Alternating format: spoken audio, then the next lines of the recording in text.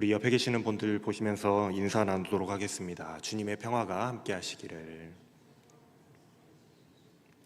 네, 한 주간도 우리 주님께서 여러분들의 삶 가운데 평안한 은혜로 가득 넘치도록 채워주실 줄로 믿습니다.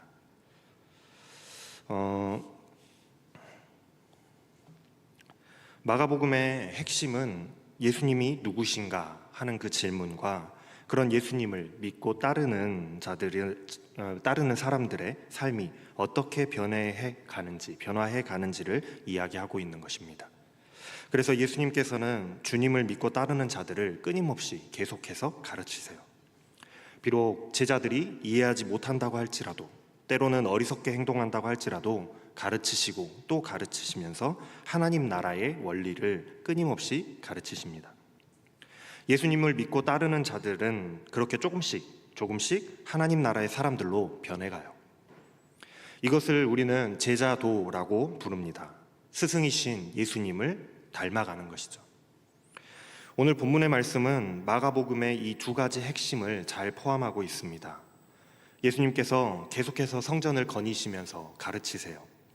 황제에게 세금을 바치는 문제라거나 부활에 관하여서라거나 또 가장 큰 계명이 무엇인지에 관해서 이런 여러 가지 공격들과 또 질문들에 대해서 답변하시면서 사람들을 그리고 또 예수님의 제자들을 예수님은 가르치십니다.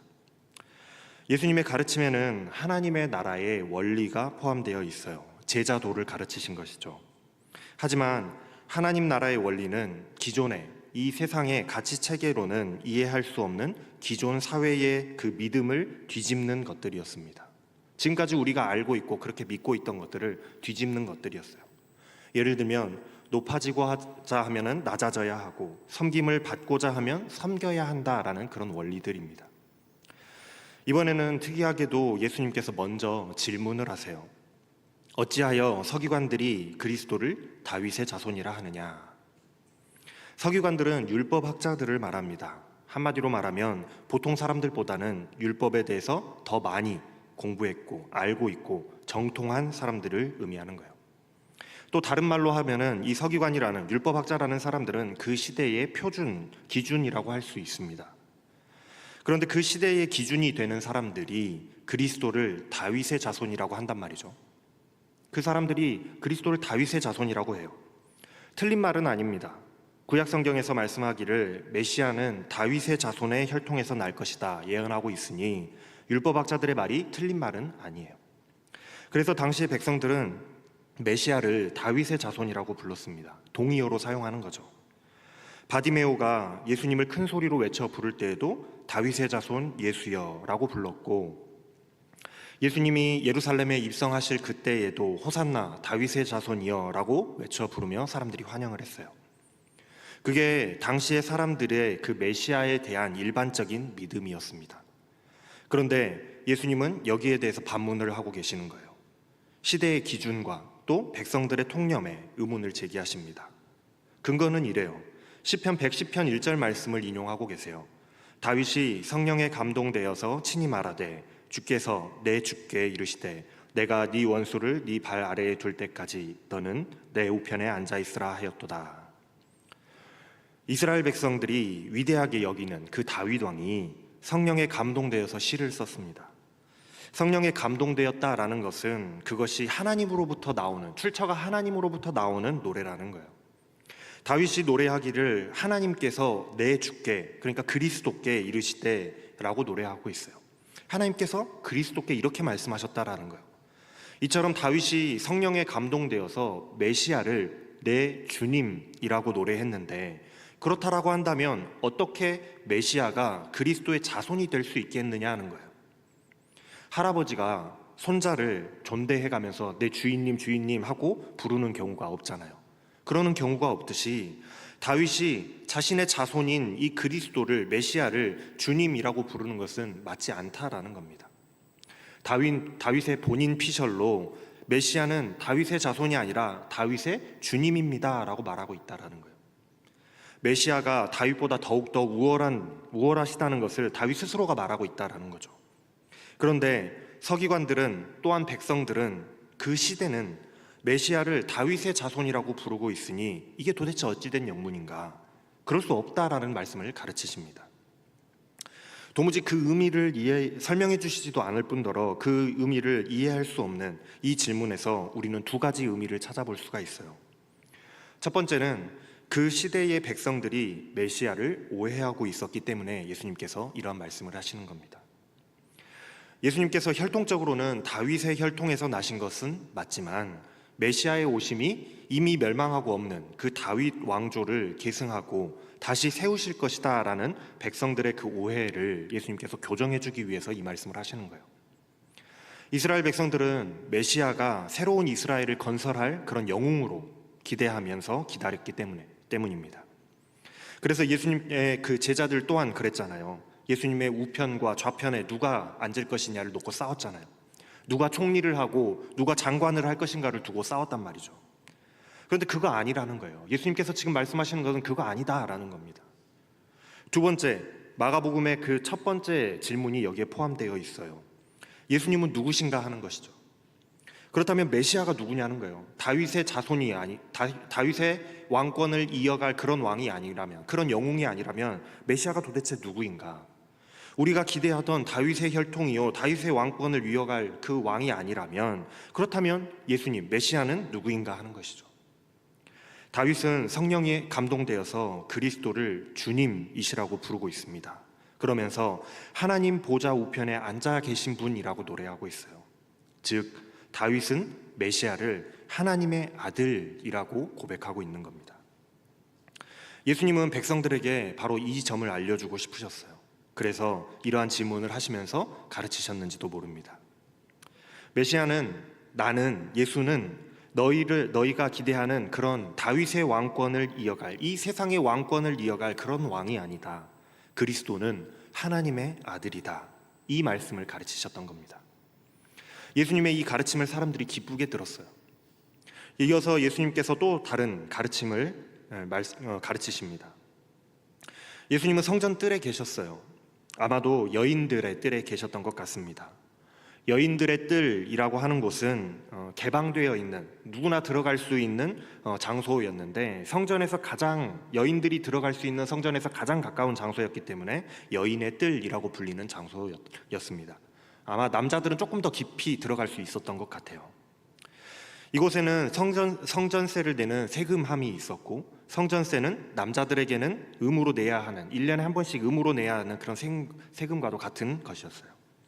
또한 그곳에는 낙헌제를 포함해서 헌금을 낼 수 있는 13개의 헌금함이 있는 장소였기도 했습니다.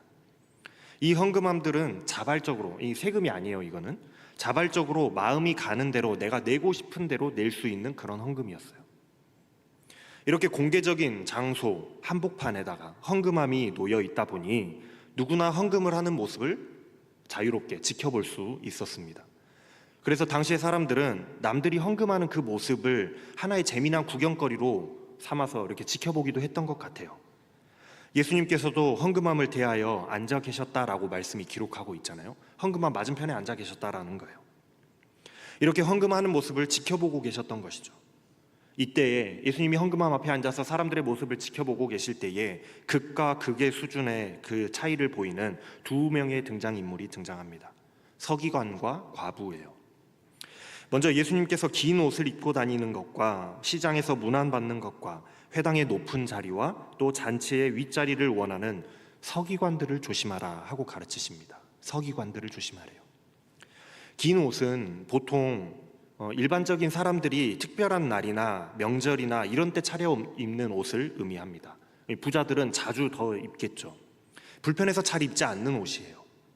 또 사람이 많은 시장을 거닐면서 여러 사람들로부터 인사를 받기 좋아하는 사람, 회당에 모이면 가장 상석에 앉기를 좋아하는 사람, 잔치자리에 가면 상석에 앉아서 대접받기를 좋아하는 사람, 그런 것을 원하는 사람, 바로 이런 사람들은 사회적으로 탁월하고 또 성공하고 높은 자리에 있는 성공한 사람들을 상징하는 그런 것입니다. 사람들이 우러러보고 존경받는 사람을 상징하는 것들이죠. 그런데 그런 것들을 존경받고 남들로부터 존중받기를, 대접받기를 원하는 그런 사람들이 바로 서기관들이라는 거예요. 예수님께서 서기관들을 공격하셨다라기보다는 서기관들이 가지고 있었던 명예와 공적인 것들에 대한 갈망, 그것들을 비판하신 것입니다. 서기관들 중에서는 분명히 그렇지 않은 사람들도 분명히 있었어요. 그런 사회적인 높아짐을 원하는 서기관들, 그렇지 않은 사람들을 빼놓고 그런 높아짐을 원하는 서기관들은 과부의 가산을 삼키며 외식으로 길게 기도하는 자들이기 때문이다라고 말씀하세요. 그래서 주의해야 된다라고 가르치십니다. 과부는 사회적으로 가장 취약한 계층에 있는 사람을 의미했어요. 여자인데다가 남편을 잃어서 더 이상 보호해줄 보호자가 없는 사람이었습니다.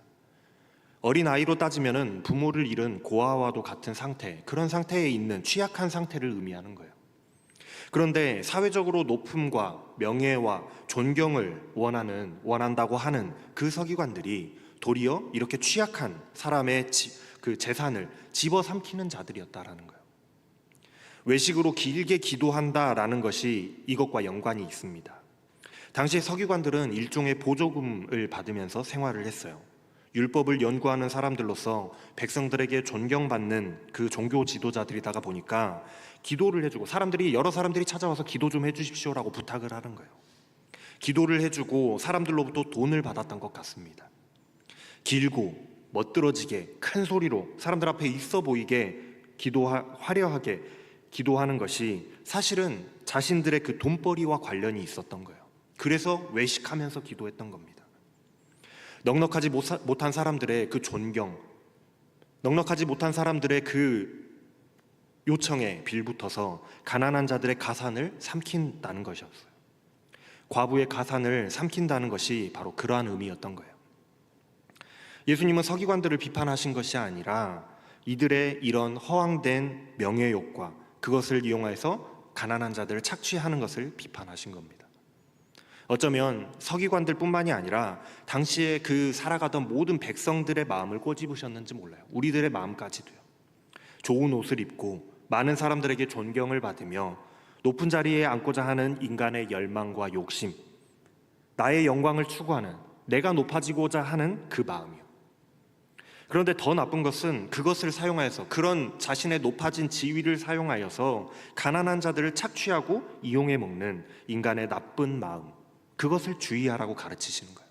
그런 서기관들의 마음을 주의하라. 좀 전에도 말씀드렸듯이 서기관들이라는 이 사람들은 당시의 시대, 그 당시의 시대의 기준을 만들어가는 대표격이 되는 인물이었기 때문이지 백성들 또한 그것을 선망했거든요. 선망의 대상이요 목표였다라는 거예요. 그런 것들이 성공을 위하여서, 나의 유익을 위하여서, 나를 위하여서 살아가는 삶의 표본이 바로 이 서기관들이었습니다. 나도 저렇게 되고 싶다. 나도 저렇게 사람들에게 존경받고 싶고 사람들에게 존중받고 싶다. 이 이야기가 바로 예수님 앞에서 지금 오늘 본문 말씀에 바로 앞에 보면은 예수님께서 가장 큰 계명 2가지에 대해서 가르치셨거든요. 첫째는 하나님을 사랑하는 것이고 둘째는 이웃을 사랑하는 것이다. 예수님께서 가르치시잖아요. 하나님을 사랑하고 이웃을 사랑해야 할 사명을 받은 이 인간이 하나님보다 나를 더 사랑하여서 성공하고자 하고 어떻게 하면 나를 유익하게 할까 하고 마구 노력하는데, 그 과정에서 이웃을 사랑하고 이웃과 협력하기보다는 어떻게 하면 이웃의 것을 더 많이 집어삼킬까, 내 것으로 만들까 고민하는 그 모습이 바로 세상의 가치체계요, 그것이 세상의 이치다라고 믿는 그 믿음, 그 세상의 가치체계, 믿음이 잘못되었다라고 가르치고 계시는 거예요. 그때나 지금이나 다르지 않습니다.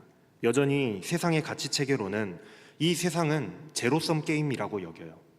내가 많이 갖기 위해서, 내가 더 많이 갖기 위해서는 반드시 누군가는 잃어야 하고, 내가 많이 갖기 위해서는 반드시 누군가의 것을 빼앗아야 하는, 그래서 언제나 총합은 제로에 수렴한다는 제로섬 게임이에요. 예수님은 그런 세상의 가치 체계가 잘못된 것이다 라고 가르치십니다. 그러면서 이번에는 세상의 가치 체계와는 반대되는 하나님 나라의 원리에 대해서 가르쳐 주세요. 예수님께서 헌금함을 마주 대하고 앉아서 사람들이 헌금하는 모습을 지켜보고 계셨습니다. 헌금함을 마주 앉아서 이 사람이 어떻게 헌금을 하는지 지켜보고 계셨다는 거예요. 누가 헌금을 많이 하는지를 보고 계셨던 것이 아니라 사람들이 헌금을 어떻게 드리는지를 지켜보고 계셨어요. 중요합니다. 헌금의 양이 중요한 것이 아니라 헌금의 가치를 중요하게 지켜보고 계셨더라는 거예요. 때마침 어떤 한 부자가 헌금을 하는 모습을 보셨습니다. 이 사람은 많은 돈을 헌금을 했어요. 누가 봐도 많은 돈을 헌금을 했습니다. 이 헌금함은 정해진 성전세를 내는 그런 헌금함이 아니라 자신 마음 가는 대로 내고 싶은 대로 내는 헌금함이었거든요. 부자들이 과시하기에 딱 좋은 그런 헌금함이었던 것이죠. 아마 이 사람은 당당하고 느릿느릿 과장된 걸음으로 헌금함에 가까이 다가가서 돈을 넣었을 거예요. 사람들이 지켜볼 수 있는 시간을 주는 거죠. 어쩌면 그때는 동전을 사용했으니까 짤랑거리는 소리를 내면서 흔들면서 얼마나 많은 돈을 내는지를 소리를 내면서 가지고 갔을지도 몰라요. 짤랑 짤랑 짤랑. 마치 요즘에 여러분들 인스타그램 찍어서 올리듯이 말로 외치지는 않아도 여기 좀 보세요, 저 헌금합니다, 많이 합니다, 주목하세요, 이렇게 말하는 것처럼 그렇게 행동했다는 거예요. 뒤이어 누가 봐도 가난해 보이는, 너무나도 가난해 보이는 한 가난한 과부가 헌금을 하는 거예요. 허름해 보이는 복장, 누가 혹시라도 나를 집중해서 지켜보기라도 할까봐 부끄럽고, 혹시라도 돈 소리가 날까봐, 조금밖에 없는 그 돈 소리가 날까봐 두 손으로 꼭 쥐어서 보이지 않도록 헌금함에 끝까지 손을 집어넣어서 드리는 그 헌금. 이 과부가 드린 헌금은 2렙돈이었습니다. 2렙돈. 여러분들 2렙돈이 얼마인지 궁금하시죠? 당시에 모든 남자들이 1년에 한 번씩 내야 되는 성전세가 반세겔이었습니다. 반세겔. 이 반세겔의 100분의 1의 금액이 2렙돈이었어요. 요즘 화폐를 예로 들어 설명해 볼게요. 같은 가격은 아니에요. 그냥 예를 들어서 설명을 해보면 한 세겔이 10만 원의 수표라고 한번 생각해 봅시다. 그러면 성전세는 반세겔이니까 한 5만 원, 심사임당 정도 되겠죠. 그럼 2렙돈은 그것의 100분의 1이니까 얼마입니까? 서울대 계산해 보세요. 100분의 1이면 얼마예요? 주무세요? 100분의 1이면 500원이에요. 5만 원에 100분의 1이니까 500원이잖아요. 그럼 렙돈이 2렙돈이 500원이니까 한 렙돈은 얼마겠어요? 250원이에요. 예로 든 것이지만 얼마나 작은 금액인지 아시겠죠? 부자는 헌금함 앞에 서서 많은 돈을 헌금했습니다. 사람들이 다 지켜보라는 듯이 좋은 옷을 입고 부티를 날리며 명품을 휘감은 채 명품 지갑을 딱 열어가지고 수표를 꺼내기 시작하는 거예요. 1년에 성전세 2배가 되는 그런 수표들을 마구마구 꺼내기 시작합니다. 10만 원, 20만 원, 30만 원, 40만 원. 얼마를 넣었는지 알 수가 없지만 수십만 원을 척척 꺼내서 촤르르 떨어지게 이렇게 부어서 넣었을 거예요. 다들 보라는 듯이. 만약에 그때 당시에 슈프림 머니건이 있었으면 그 머니건으로 이렇게 싸서 넣었을 것 같아요. 촤르르 하면서 플렉스 하는 거죠. 나 이만큼 많이 넣었다. 그런데 그 뒤이어 가난한 과부는 250원짜리 동전 2개를 손에 꼭 쥐고 찾아와서 조심스럽게 헌금했습니다. 누가 더 많은 헌금을 했을까요? 당연히 부자가 더 많은 헌금을 했죠. 당연히 부자가 더 많은 헌금을 했습니다. 세상의 가치 체계로는 부자가 많은 헌금을 한 것이 명확해요. 누가 봐도 명확합니다. 왜냐하면 액수가 중요한 것이지 어떤 마음으로 했는지를 알 길이 없기 때문에 그래요. 그것이 중요하지 않다고요. 어떤 마음으로 했는지가 중요하지 않아요. 그러나 예수님께서는 그 두 사람의 대비되는 그 모습을 보시고 제자들을 불러다가 말씀하십니다. 내가 진실로 진실로 너희에게 이르노니. 예수님께서 제자들을 불러다가 진실로 진실로 이른다. 이 말씀이 지금 앞으로 하게 되실 말씀이 매우 중요하다는 말씀인 거예요. 너희가 꼭 알아야 할, 주목해야 할 말씀을 내가 너희들에게 알려주겠다. 일타 강사가 이거 시험에 나온다라고 찍어주는 것처럼 이거 아주 중요하다고 밑줄 치라고 알려주시는 말씀이에요. 내가 진실로 진실로 너희에게 이르노니.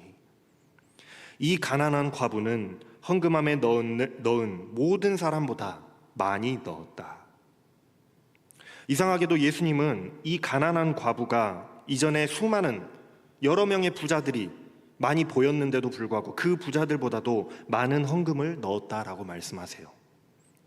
그들은 다 풍족한 중에 얼마씩 일부를 떼어서 넣었지만 이 가난한 과부는 가난한 중에 없는 중에도 자기의 가진 것 모두를, 자기의 생활비 전부를 털어 넣었기 때문이다 라고 말씀하십니다. 무엇이 중요하다고 말씀하고 계실까요? 마음이요. 헌금의 양이 중요한 것이 아니라 어떻게 드렸는가 하는 마음이 중요하다고 말씀하고 계세요. 계속해서 여러분들에게 우리가 받은 그 사명에 대해서 말씀을 계속해서 드리는데, 우리는 하나님을 사랑하고 하나님을 영광스럽게 하기 위한 그 사명을 가지고 창조되었습니다. 그 사명을 받았다라는 거예요. 즉 나의 유익과 영광을 위하기보다는 하나님의 유익과 영광을 위하면서 살아가야 되는 거예요. 헌금을 드리는 마음에 있어서도 마찬가지입니다. 부자는 많은 액수를 헌금하였지만 하나님을 위하여서가 아니라 자신을 위하여서 헌금했어요. 많은 사람들에게 보이기 위해서, 그래서 많은 사람들이 자신을 부러워하고 우러러 보게 만들기 위해서, 자랑하기 위해서, 나의 영광을 위해서 헌금을 했더라는 거예요. 그런데 반대로 가난한 과부는 어떻게 했습니까? 자신의 재정 상태로는 지금 헌금을 하지 않아야 돼요. 오히려 도움을 받아야 정상입니다. 하나님, 제가 먹고 살만해지면, 하나님 제게 더 많은 것을 주시면 그때 가서 제가 헌금 많이 할게요. 조금만 더 도와주세요. 이래야 정상이에요. 그런데 하나님을 위하여서 하나님께 드리겠다는 그 마음 하나로 자신의 재산의 전부인 이 2렙돈마저도 아까워하지 않고 하나님께 드렸단 말이죠. 헌금을 하는 이 가난한 과부의 마음이 어떤 마음이었겠습니까? 어떤 마음으로 헌금을 했겠습니까? 나의 영광을 바라는 마음이었겠어요? 나 헌금하니까 나 좀 봐주세요라는 마음으로 했겠습니까? 아니죠. 오로지 하나님을 사랑하는 마음이었던 거예요. 하나님을 사랑하는 마음. 당장 이거 2렙돈 다 드리고 나면 나는 아무것도 돈이 없는데, 밥도 먹을 수 없고 빵 하나도 살 수 없는데 뒷일은 생각하지도 않고 냅다 헌금부터 해버리는 거예요. 그러니 다른 부자들은 하나님을 위해서 헌금하지 않은 것과도 같아요. 다른 부자들이 헌금함에 돈을 넣었지만 하나님께 헌금한 게 아니었습니다. 자신을 위해 한 것이죠. 하나님을 위해서 한 게 아니었어요. 오해하지는 마세요. 부자들의 헌금은 하나님이 싫어하신다라는 말씀을 드리는 게 아닙니다. 여러분들 부자라서 여러분들 드리는 헌금이 하나님이 싫어하시는 게 아니에요. 부자들 중에서도 하나님을 정말로 사랑하는 마음으로 헌금을 하는 사람들이 있죠. 있을 수 있어요. 그러나 부자일수록 그런 마음을 갖기가 힘들 뿐인 거예요. 가난한 과부라고 헌금하기가 쉬웠겠습니까? 자신이 가진 것 전부였는데 그것을 드리고 나면 굶어 죽어야 할지도 몰라요. 막막합니다. 우리도 그렇잖아요. 별로 가진 것 없지만 그래도 이건 밥값이라 떼놓고, 이건 차비니까 빼놓고, 이건 커피 한잔 해야 되니까 빼놓고, 이건 옷 사 입어야 하니까 빼놓고, 다 빼놓고 그렇게 계산하고 남는 거 하나님께 드리는데, 과부라고 자신의 전 재산 전부를 드리는 게 쉬웠겠냐고요. 과부도 생각하지 않았겠어요? 이거 빼놓고 빼놔야 되는데 라고 생각하지 않았겠냐는 거예요. 가난한 과부는 작은 돈이지만 그 안에 너무나도 큰 사랑을 담았습니다. 하나님께서는 이러한 마음을 기뻐하시는 거예요. 이것이 바로 하나님 나라의 원리고 하나님이 가치를 계산하시는 방법이다. 예수님이 가르쳐주고 계세요. 하나님의 나라의 가치체계는 세상의 그 가치체계와는 그 방법 자체가 다릅니다. 체계 자체가 달라요. 오늘 본문의 말씀은 예수님께서 서기관을 공격하는 것도, 부자를 공격하는 것도 아닙니다. 가난한 자가 칭찬받아야 되는 것도 아니에요. 그저 하나님 나라의 원리는 세상의 가치체계와는 전혀 다르다는 것을 우리에게 가르쳐주고 계시는 거예요. 당시 사회와 백성들과 유대교의 가치체계를 깨고 하나님의 가치체계가 이렇다라는 것을 알려주고 계세요. 메시아가 어떤 분이신지, 하나님의 영광을 위하여 산다는 것이 무엇인지, 하나님께서 무엇을 기뻐하시는지, 올바른 하나님 나라의 가치체계가 무엇인지를 가르쳐주고 계십니다. 하나님의 사명자, 하나님을 믿는 그리스도인들, 하나님의 백성들의 가치체계는 이래야 된다라고 가르쳐주고 계시는 거예요. 사랑하는 여러분, 세상은 끊임없이 우리에게 성공해야 한다라고 가르칩니다. 많은 사람들로부터 존경받아야 한다고, 명예가 중요하고 높아져야 한다고 가르쳐요. 그것이 열심히 사는 것이고 잘 사는 것이고 성공한 것이다라고 가르칩니다. 그러기 위해서는 남을 밟고 일어나야 하며 서로 경쟁해야 하고 승자가 모든 것을 독식하는 것이, 그것이 진리고 가치체계다라고 가르친다라는 거예요. 그게 세상의 가치체계예요. 하지만 하나님의 나라는 그렇지 않습니다. 물론 열심히 살아야죠. 열심히 살지 말라는 이야기가 아니에요. 여러분들 열심히 사셔야 됩니다. 열심히 일하고 열심히 노력하여서 성취를 이뤄야 해요. 하지만 그 모든 것이 나의 영광을 위해서가 아니라 하나님의 이름을 높여드리기 위해서, 하나님의 영광을 위해서 해야 한다는 사실을 여러분들 절대로 잊어버리시지 마시길 바랍니다. 절대로 혼동하지 마세요. 하나님께서는 우리의 마음의 중심을 보시는 하나님이십니다. 내가 무엇을 하든지, 내가 높아진다 할지라도, 내가 많은 것을 드린다 할지라도 그 마음의 중심에 하나님을 사랑하는 마음, 하나님의 영광을 위한 마음이 없다면 하나님께서는 그것을 하나도 가치 없다 하실 거예요. 하지만 내가 비록 많은 것을 드리지는 못했다라고 할지라도, 내가 비록 높은 자리에 올라가지는 못했다라고 할지라도 내가 하나님을 사랑하는 마음으로 최선을 다하고 최선을 다해서 드렸다면, 최선을 다하여서 살았다면 하나님께서는 그거를 최고로 가치 있다라고 평가하신다는 겁니다. 왜냐하면 그 속에 하나님을 사랑하고 하나님의 영광을 위하는 우리들의 마음이 담겨 있기 때문인 줄로 믿으시기 바랍니다. 그러니 사랑하는 여러분, 하나님께서 우리를 창조하신 그 목적대로, 하나님께 받은 사명대로 하나님을 사랑하고 하나님의 영광을 위하여 최선을 다하는 여러분들 다 되시기를 바랍니다. 여러분들이 드릴 수 있는 것, 여러분들이 하실 수 있는 것, 최선을 다해서 하나님의 영광을 위해서 하시길 바라요. 삶을 살아갈 때에도, 주를 위해서 봉사할 때에도, 또는 물질을 하나님께 헌금으로 드릴 때에도 오직 하나님께 영광을 올려드리는 그런 여러분들이 다 되실 수 있기를 주님의 이름으로 축원합니다. 기도하겠습니다. 사랑의 하나님, 세상은 끊임없이 내가 높아져야 하고 내가 많이 가져야 한다고 계산해보고 손해보지 않아야 한다고 가르치지만, 하나님의 자녀요 사명자인 우리들은 세상의 가치가 아닌 하나님의 가치체계를 깨닫고 오직 하나님을 위하여 살아가게 하여 주시옵소서. 내가 높아지기보다 하나님을 높여드리고 내 것을 계산하기보다 하나님께 드리기를 기뻐하는 마음을 주셔서 언제나 어느 때나 하나님만 생각하는 하나님 바라기들이 다 되게 하여 주시옵소서. 감사를 드리며 우리 주 예수 그리스도의 이름으로 기도합니다. 아멘.